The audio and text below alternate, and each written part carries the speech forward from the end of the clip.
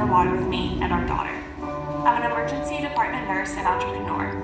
I grew up in a loving home and was raised in the Catholic Church. I was baptized as a 2-month-old and went to Catholic school throughout elementary.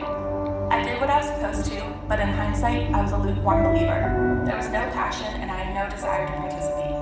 When I was 12, my big brother was killed by an 81-year-old drunk driver. I was devastated and could not comprehend why God would allow this to happen. My brother was the epitome of a believer. He played his guitar at church, worked at a Christian camp, and always had his Bible with him. I had no answers to why he died. This tragedy led me down a long, dark road alone, all while making everyone around me believe I was okay. I stopped believing in God and once wrote a letter asking to be taken away to wherever my brother was. I secretly had no desire to keep going.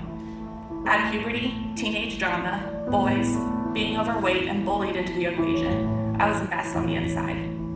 I ended up in a psychologically, emotionally abusive relationship with a non-believer who said there was no way God could exist due to horrid war scenes he had witnessed.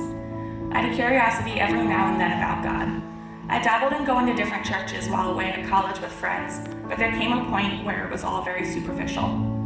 Then I met my husband, who was a fireman and a godly man. To say he rescued me would be an understatement.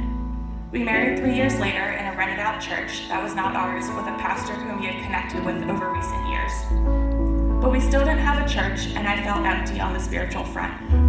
On our 1-year anniversary, Mike and I came to LCBC after being introduced by my friend Lauren. Hearing the worship team play, I became excited to come to church.